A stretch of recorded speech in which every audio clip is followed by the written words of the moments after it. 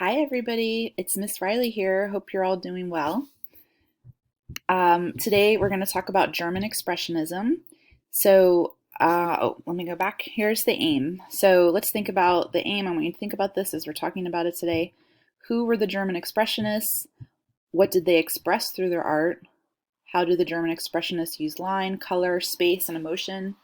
What influenced the work of the German Expressionists? So I want you to start off by copying the characteristics. I'm going to read through it, but if you need more time, unlike class, you can just push pause and catch up. Look at this new stuff that we're dealing with here. It's so exciting. Okay, so the characteristics of German Expressionism. This is an early 20th century German art movement. They emphasized the artist's inner feelings, so ideas were more important than replicating reality. They used simplified shapes, bright colors, bold contrast, gestural marks or brushstrokes. It was a lot like Expressionism that we looked at earlier around the time of Impressionism, but it's a little different. So we're going to talk about that. There were two main groups of German Expressionist artists. Die Brücke, which meant the bridge, led by Ernst Ludwig Kirchner, and Der Blue Rider group, meaning the Blue Rider group, that was led by Wassily Kandinsky and Franz Marx. So both movements were inspired by the Fauve movement in Paris. Basically, these two different groups, they were almost simultaneous. The Die Brücke group was based in Dresden, Germany, and it meant the bridge. The members believed that their work would be a bridge from traditional to modern painting. Kirchner was the leader, and they used these Fauve ideas with this violent juxtaposition of color. So we're going to see that. And then Der Blue Rider group was from 1911 to 1914 in Munich. And it was named this because Kandinsky, who was one of their leaders, had a fondness for horses and the color blue. It's a really highly intellectual style, and they definitely move towards abstraction. So we're going to look at that. You don't have to copy all of this. But in a nutshell, they felt that the current established art was too academic and it lacked expression. They found inspiration in medieval German art and African sculpture. You can kind of see that a little bit with these two prints from Emil Nolde. Their primary concern was to express deeply felt emotions. They felt like they could transfer their negative feelings about World War I onto the canvas. So, like I said, they were influenced by primitive art, so art from ancient non-Western cultures like Africa and Central Asia. And they also felt like this art was perceived to be more honest and direct. They were also interested in folk art from rural populations. So also one of the hallmarks of this group's work was painting outdoors with unidealized nudes. Okay, we don't see nudes here, but they might be unidealized people. So this is one of Kirchner's paintings called Street Dresden from 1908. It's oil on canvas. It's at the MoMA if you've seen it. So which artists or art movements can you see as Kirchner's inspiration here? Anybody know? Anyone? Anyone? Yes, you're totally right. They're clearly influenced by the Fauves. And you can also see that Kirchner was also influenced possibly by Edvard Munch, right? So they focused on the detrimental effects of industrialization, such as alienation of individuals in cities. And you can kind of see that in this painting, right? These people, although they're gathered together, they look a little bit miserable and like they could be alienated from each other. So we can look at these paintings next to each other. So you can see the lower painting with the boats is a Fauve painting by André Durand. And on the right, we have Edvard Munch's The Scream, which is an expressionist painting. And so I think that you can see the influence of the colors from the fauves, this really contrasting, almost garish use of colors, and then the expressionist body language and face with the scream on the right. Okay, so Nietzsche was, a German writer and philosopher, and he wrote, "What is great in man is that he is a bridge and not a goal. What can be loved in man is that he is going over and going under." So the bridge artist wrote a program or manifesto called The Bridge to Utopia, in which they stated that with a belief in continuing evolution in a new generation of creators, as well as the people who appreciate these creations, we call together all youths.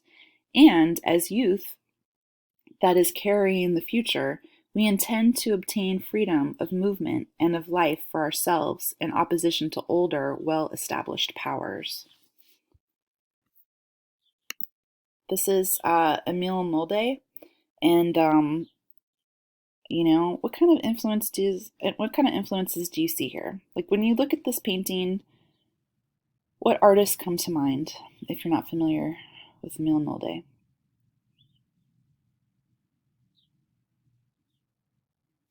Oh, really? Vincent van Gogh, Munch, the Fauves, African and oceanic art. You're totally right. All of those things. So what's interesting though is that his content here is religious imagery. So this is Saint Mary of Egypt Among Sinners from 1912, and it's definitely not a traditional way of showing Saint Mary of Egypt. So even the way that they portray people is a little bit different. In fact, I would say this could be a little bit like Caravaggio in the way that he's portraying religious figures. So this is how Saint Mary of Egypt is typically portrayed. Kind of like your typical Bible scene, right? Okay, so this is your number 133, Self-Portrait as Soldier by Ernst Ludwig Kirchner, and it's from 1915. It's oil on canvas. So what do you see here? How could you describe this painting? The thing that I noticed right away is that the colors, there's a lot of complementary colors, which, as you know, lead to, they contrast each other. So complementary colors can also lead to like vibration. And he's showing this here with the red and the green and then the purple and the yellow. And sometimes it can make it a little bit hard on the eye, right? The subject, we have, it's a self-portrait, right? So here he's portrayed himself as a soldier. He's standing in his studio. He has a bloody stump of an arm, and there's a model behind him. He has a hat on and a grumpy face and a cigarette hanging out of his mouth, right? So remember that one of the hallmarks of the group's work was to paint outdoors and with unidealized nudes. So here we have the unidealized nude in the background, right? So Kirchner was a driver in the military, but he was declared unfit for service due to some health concerns. He had lung problems and he also had a mental breakdown. So he was sent away to recover and painted during this time. His severed hand is a metaphor. So like self-amputation, a potential injury to his identity as an artist. Also during the war, he suffered from alcoholism and drug abuse, and then paralysis. So for a while, his hands and feet were partially paralyzed. So he also and at least 32 of his works were shown at the Degenerate Art Exhibition of 1937. And the art show, so this is the art show that Hitler organized to mock the modernists that they hated. So that was in 1937. Unfortunately, in 1938, Kirchner committed suicide. This is, I should probably edit my things here, huh? Okay, so here's another painting by Kirchner. It's Self-Portrait with a Model. He is looking a little bit healthier here and more confident. But it's got a similar, you can see the commonalities between his style, right? He has a person in the background who's not necessarily overlapping. There's not a lot of, the space is not very deep. And he has this style with the really garish color and the expression. So, so that was.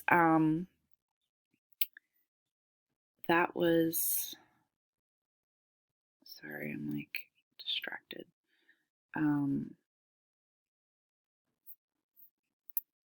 Okay, sorry. All right, moving on. The Blue Rider Group. So here is another German expressionist movement that produced feelings as visual form, not just color. What do you notice about this style as opposed to Kirchner's work that we were just looking at? Oh, that's so interesting. You're totally right. It's much more abstract, right? So Vasily Kandinsky, is it was one of the founders of the Blue Rider Group, and you can see here that they're moving towards complete abstraction or non-objective work. So the elimination of representation totally. He knew about music and literature, science, and a lot of his artworks were based on music. So he kind of felt like he was orchestrating color and line and form and space, and so to emphasize spirituality. So the two founding members were Kandinsky and Franz Marc, and they just whimsically selected this name because of their mutual interest in horses and the color blue. They produced paintings that captured their feelings in visual form while also eliciting intense, visceral responses from viewers. So this is your number 132, Improvisation 28, the second version, by Kandinsky from 1912. It's oil on canvas. It's at the Guggenheim. And some vocabulary that if you don't already know this vocabulary, you should write it down and look it up. Abstract, abstracted, and non-objective. So at this point in your high school career, you should definitely know the difference between these. So abstract, means that something is just not portrayed realistically. So in most cases, an artist will have abstracted a subject, right? So when we look at Picasso's paintings of, Les Desamants d'Avignon, those 5 women, we can tell that they are still 5 women, but they've been abstracted, right? Whereas something like this that we're looking at here, it's more non-objective, which means that there is no subject. It's just lines and colors. Although this might be a little bit different because if you look really closely, you can see, like, especially you could make out images in here. Like there could be a mountain in the top left. There could be a little city on a hill in the top right. But a lot of it is totally non-objective, right? So scientific theories of Einstein and Rutherford convinced Kandinsky that material objects had no real substance. So moving towards abstraction, the natural world, the natural world that has been abstracted.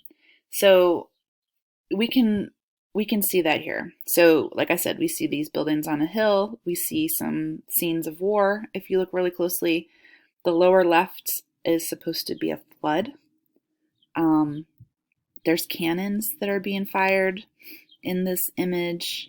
On the bottom, there are horses' manes that we should be seeing, or the artist has said are there. So this was painted during the Russian Revolution and World War I. The black line is very strong. The color seems to be shaded around the line. Kandinsky felt like sound and color were linked, which is why they have musical titles. So Improvisation 28 is also part of, his link to compositions and to music. He wanted people to respond as if it were a musical piece and that he is the composer. So synesthesia, you know me in pronouncing things, so sorry. It means the crossing of senses. So like it's when you can see music or when you can hear a painting. So Kandinsky was friends with Schoenberg, who was a composer. So they obviously had a lot of conversations, and apparently Kandinsky did have this synesthesia where his senses were crossed. So this is from 1912, and this is the painting that's on your AP curriculum. This is from 1923, so this is 11 years later, and at this point you can see that Kandinsky is at this point purely abstract and non-objective. So, I mean, I guess you can always like make out something, you could be like, oh, maybe that triangle is supposed to be a mountain peak. But, we don't know. But this is we're looking at it like it's non-objective, meaning it's purely abstract with no subject, just lines and shapes and colors. Eventually, when we talk about Jackson Pollock, it's a similar thing. At first, he started giving his artworks titles that were representative of something, like a landscape or something like that. And then eventually, he just turned them into purely non-objective artworks. So, non-objective art. Here's a longer definition. So it's artwork. Non-objective art does not contain a recognizable subject. Rather, the artist manipulates the elements of art, color, shape, line, form, space, value, and texture by using the principles of design: balance, repetition, unity, rhythm, proportion, harmony, variety, emphasis, and movement. So I actually don't think we don't need that whole definition. You just need to know that it's lines and shapes and there is no subject. So, like I said, Kandinsky would paint to music, and this is just another example of that. You can almost hear the music, right? Okay, moving on. Kathy Kollwitz, who's German and lived from 1867 to 1945. She's considered one of Germany's most important early 20th century artists. She captured the hardships suffered by the working class in drawings, paintings, and prints. There are themes of war and poverty. They're prominent in Kollwitz's work, with images of women grieving dead children, a particularly important and reoccurring theme. So she even suffered herself when her son died in World War I. This also influenced her decision to become a socialist. And basically, her Kollwitz's exploration of human suffering exposed the social conditions in Germany through her artwork. And as you can imagine, in 1936, the Nazis declared Kollwitz art degenerate, and her artworks were removed from museums, and I'm sure shown in the degenerate art exhibition.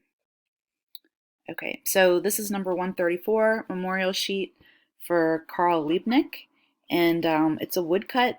It's part of actually I don't think it is part of a series, but this was done between 1919 and 1920.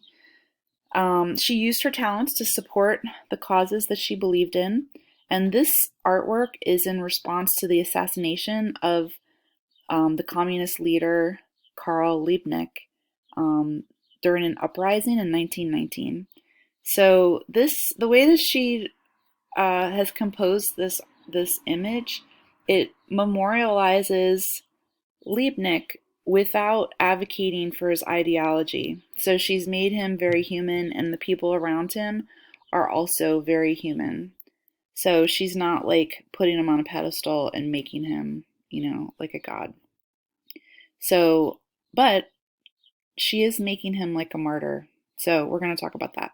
So Kolowitz was not a communist, but she did like his charisma, and the family asked her to make an artwork memorializing him.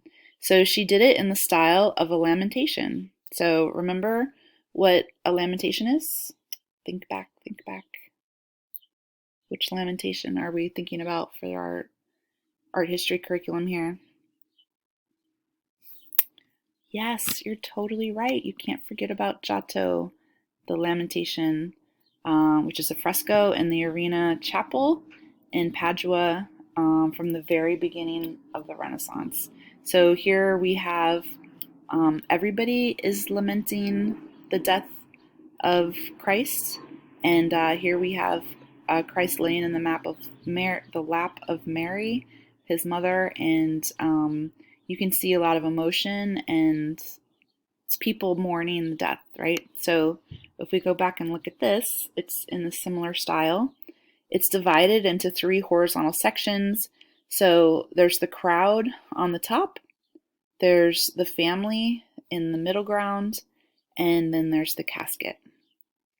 So there's also a woman and a baby, and this is one of Kolowitz's central concerns. So she also put this in, oh, I have a cursor. Okay, so as you can see here, she's the, what do you call it, the movement of the artwork. The focal point is sort of in here. So our eye goes from this dead face to this mourner who's kind of like outside of the middle ground, and then this woman. How does she show this person to stand out more? You're totally right. She's lighter. Her and the baby are lighter, and she's surrounded by dark contrasting values. Interestingly enough, this guy right here is also lighter. Um, he looks scary to me, and she's totally, obviously trying to capture the grief of these people. She wasn't really in the Expressionist group. She was older than them, but she obviously was expressionistic and in some ways falls into that group a lot. Okay. So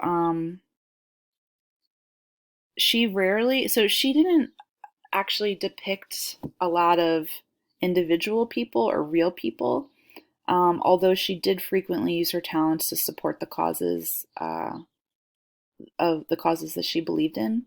So this is Carl Liebknecht, but in some ways he could have kind of a nondescript face. And like I said, this was created in response to his assassination.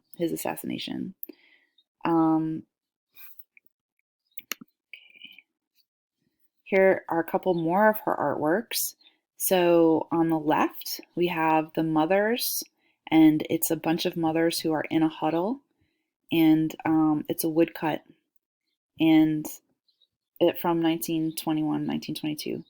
And then on the right, we have the widow, too, and from 1922, and it's also a woodcut. So what's the difference between these two? What's the difference between these two artworks? I mean, there are a lot of similarities between them, obviously. There's also a lot of differences. The contrast of value, I think, is very similar, and they both show extreme suffering. But if you look on the left, she's showing the mothers, and she's showing like communal suffering.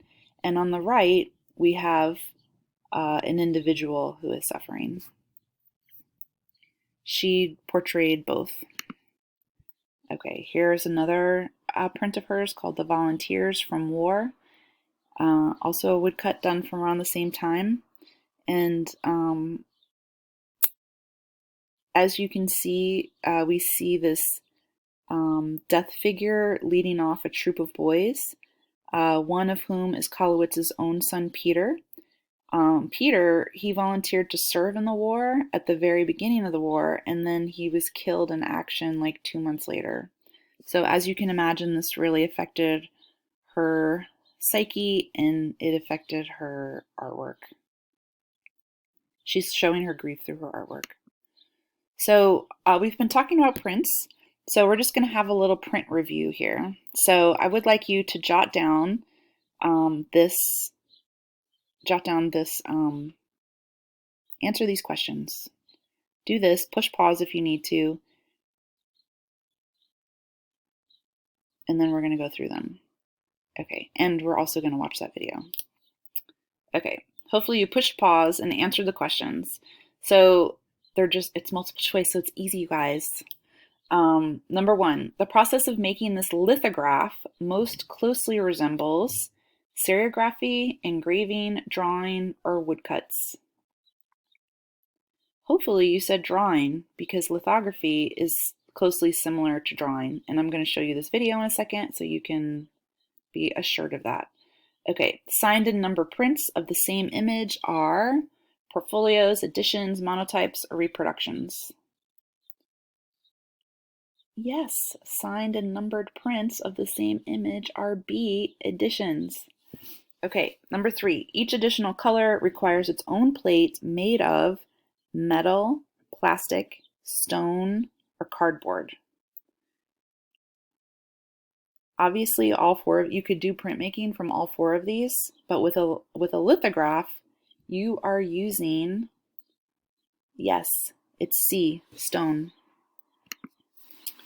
Okay, why don't you pause again and take this little quiz and see how you do. Okay, I'm going to go through it with you right now. Compared to the plate, the print appears A, blurrier, B, sharper, C, in reverse, or D, the same. Yes, prints are shown in reverse, printed in reverse. Okay, and you could even figure that out by looking at the image to the left. Number two, the image on a lithograph plate is created with a pencil, a crayon, a burin, or a needle. Yes, it's done with a crayon. 3. Ink is applied with a damp sponge, a palette knife, a brush, or a brayer. It's applied with D, a brayer. Number 6. In this relief print, white areas are created by, so we're looking at the image on the right now, which is a relief print, which is different than a lithograph, right? So how in the relief print on the right, white areas are created by A, using a stencil, B, applying white ink, C, cutting into the plate, D, masking with resist, yes, you're right, cutting into the plate. Which tool is used to incise the image? A, gouge, B, file. So number 7, the tool that's used to incise the image is A, gouge, and number 8, a plate used in this printmaking process could be made of A, zinc, B, copper, C, stone, or D, wood. I think it's pretty obvious that it's D, wood, right? Because you're not going to be able to carve that easily to get such thick lines into zinc, copper, or stone. So I'm going to go back and show you this video to refresh your printmaking or about lithography. Actually, I take that back. I'm going to show you the video. I'm going to leave you with the video. Okay, before we do that, just want you to take 30 seconds and formally describe this painting.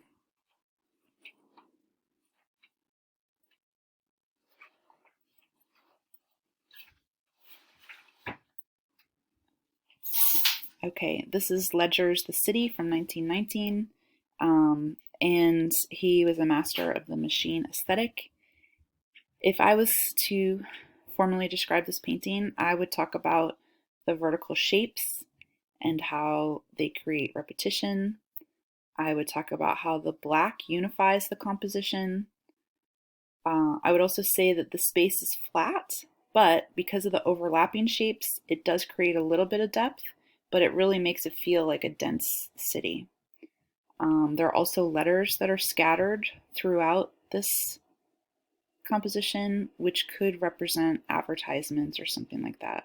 Some of the diagonal or horizontal lines represent possible power lines or like clotheslines, maybe lines in a sidewalk.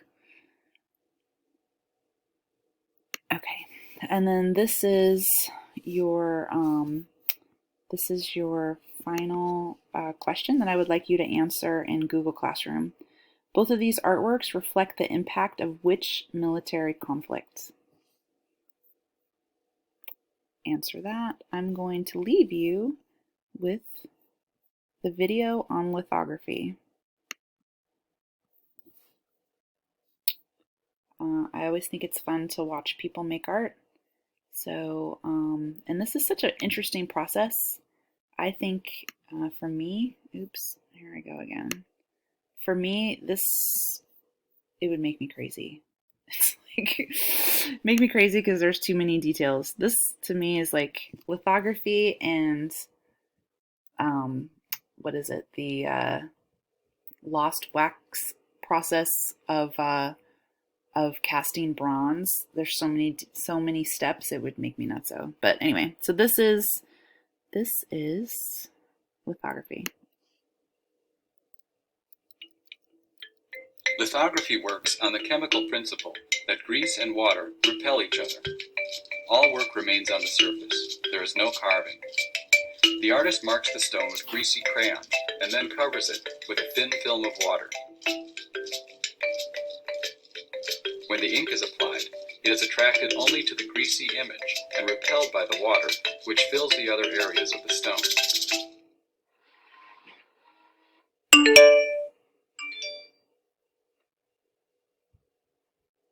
This artist has chosen to work on Bavarian limestone and is resurfacing a previously used stone. In a special graining sink, the artist wets the stone and applies carborundum grit. The surface texture of the stone, which will affect the look of the final print, depends upon the level of grit the artist chooses. The stone can have a coarse, rough texture or a smooth, glass-like surface.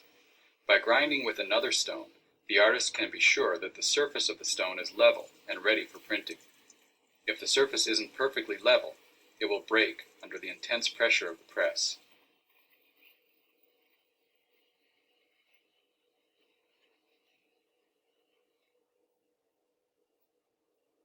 In lithography, the artist creates the image by marking the stone with greasy materials. In this case, he begins with a liquid substance called touche. After mixing the touche to the correct consistency, the artist paints it onto the stone to create the background of the image. To transfer an outline, the artist copies the image onto tracing paper and dusts the front of the sheet with iron oxide.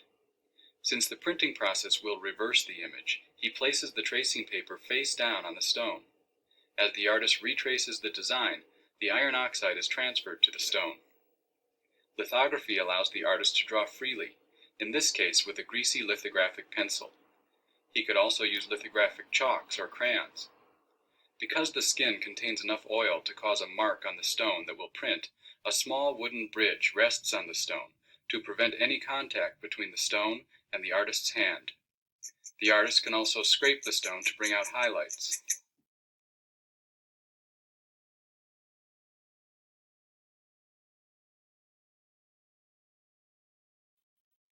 To begin processing the stone, the artist applies a layer of talc to absorb the excess grease from the crayon and touche. Next, he brushes on powdered rosin to protect the stone from the strength of the acid. To chemically fix or etch the image onto the stone, the artist mixes a solution of gum arabic and a small amount of nitric acid. The acid fixes the greasy image areas into the stone and desensitizes the non-image areas from receiving ink. The artist adds more solution to those areas that may require a stronger etch. To ensure that all areas have been etched, the artist checks the stone with a magnifying glass. To prepare the stone for printing, the artist dissolves the crayon and touche of the original drawing with an oil-based solvent. Since the image and non-image areas have been etched onto the stone with the gum arabic solution, a ghost of the picture remains visible. Asphaltum is applied to make the image areas even more receptive to the greasy ink. When the stone is dry, it is ready to print.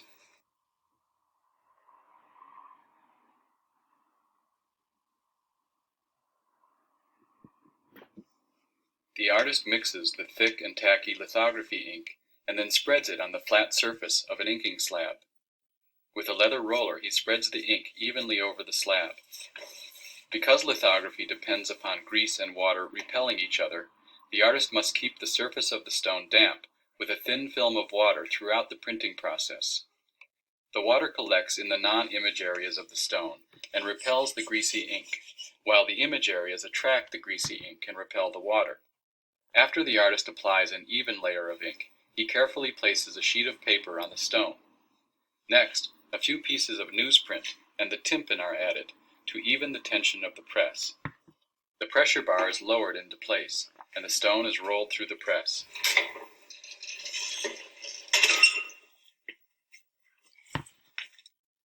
The paper is carefully pulled from the stone to reveal the finished print, which is a mirror image of the stone.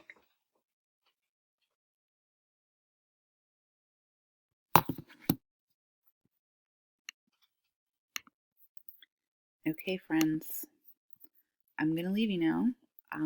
Thank you for listening and answer this question, and I hope to see you soon, even if it's virtually. Okay, have a good night. Bye.